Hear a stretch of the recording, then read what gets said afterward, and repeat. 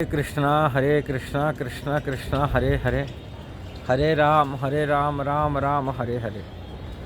साधारणतः जो लोग हैं, जो साधारण लोग होते, इसको वो जानते हैं ये एक आधुनिक संस्था है, अंग्रेज वालों के द्वारा संस्था है,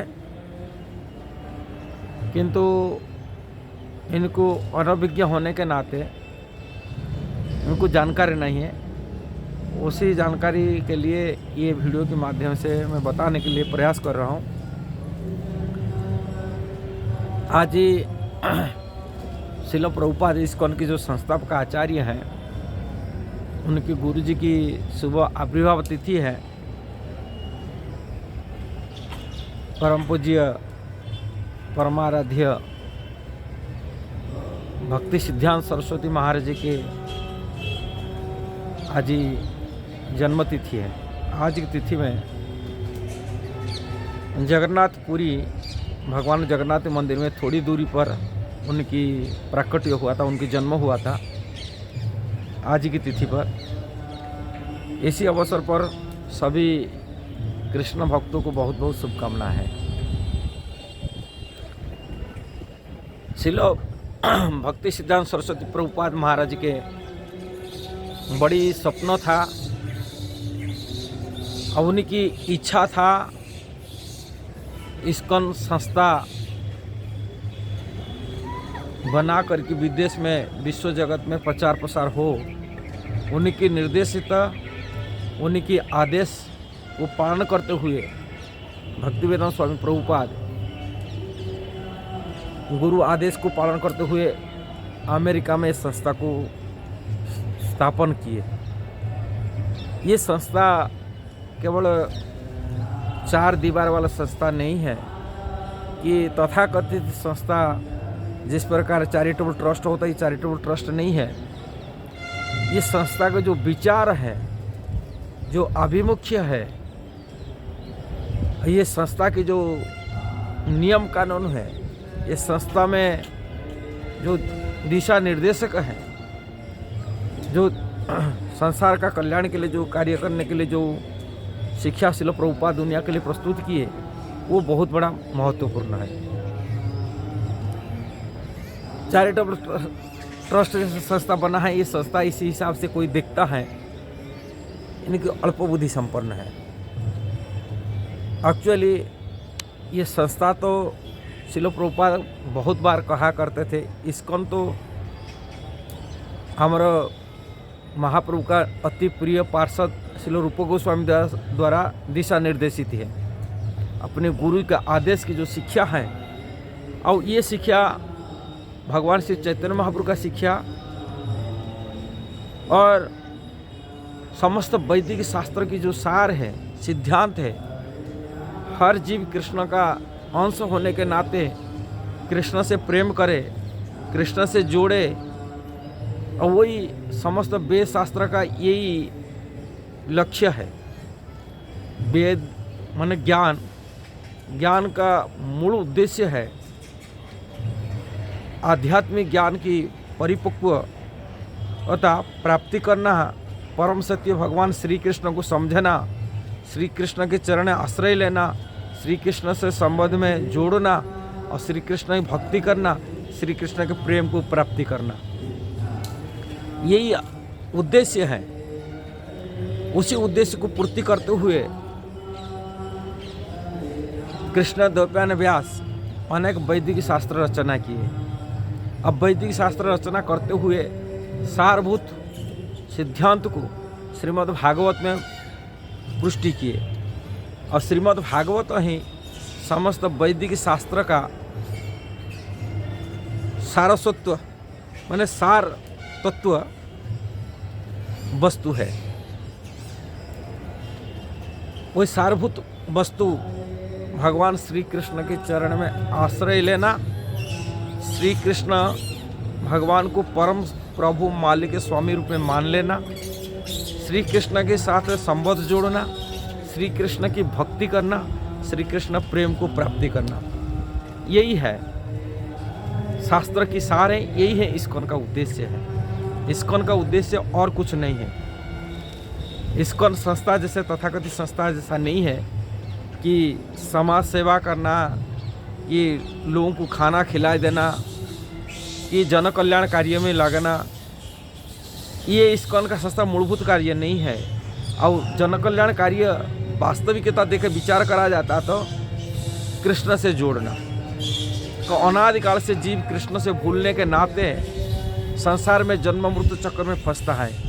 बार बार जन्म होता है, मरता है, बुढ़ापा भोगता है। दुनिया से उनको इस अनादिकाल से कृष्ण भूल जाने के नाते ये संसार को, माया संसार को अपना मानते हुए और देह बुद्धि से संसार में दुख कष्ट से, संसार की भवसागर से वो जल रहा है। और वो दावाग्नि से मुक्त होने के लिए एकमात्र उपाय है वो कृष्ण की शरण में जाना, कृष्ण की भक्ति करना, कृष्ण से संभव जोड़ जाना। और कृष्ण से जीव का वास्तविक उनके अंश होने के नाते कृष्ण की भक्ति करना है। ये है उनका जीव का वास्तविक स्वरूप है। ये कृष्ण भक्ति नहीं कर पा रहे। कृष्ण भक्ति मतलब कृष्ण सेवा में जी नहीं लग रहा है। जीवात्मा अनजान में, अज्ञान में रह रहा है, अपने स्वरूप से वंचित है। हर जीव कृष्ण का अंश है। यही बात भगवत गीता, श्रीमद् भागवतम, समस्त वैदिक शास्त्र की, वेद की यही शिक्षा है। कृष्ण से जोड़ा जाए और कृष्ण से जोड़ने के नाते कृष्ण की सेवा किया जाए और सेवा से उनको कृष्ण का प्रेम को प्राप्ति किया जाए। यही है सर्वोच्च स्थिति है। भगवान श्री चैतन्य महाप्रभु का शिक्षा है, श्रील रूप गोस्वामी की शिक्षा है, अब भगवान श्री कृष्ण की भगवत गीता के मध्य में यही शिक्षा है। किंतु अनजान होने के नाते लोग तरह तरह की रास्ता में अलग अलग जगह भटक जाते हैं, अलग अलग सिद्धांत भटक जाते हैं। वो मान लेते यही सिद्धांत सही है, वो सिद्धांत सही है, वो सिद्धांत सही है।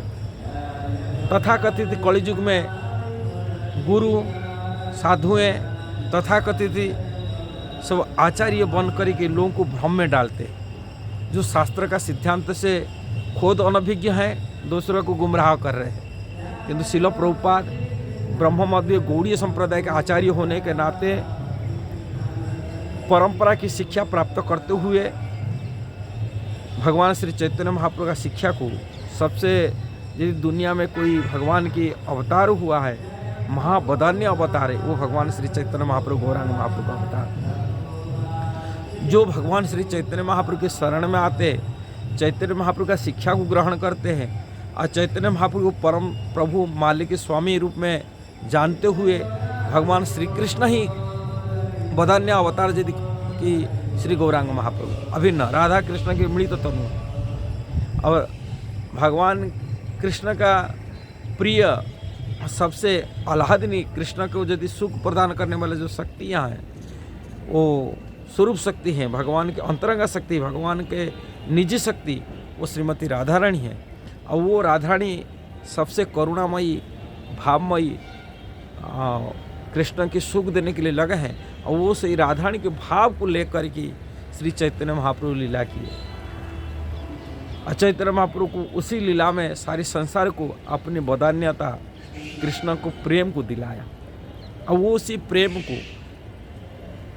श्रील प्रभुपाद उन्हीं परंपरा होने के नाते वो चैतन्य महाप्रभु की प्रेम को सारी दुनिया को दिलाया, मिर्च जमर को दिलाया।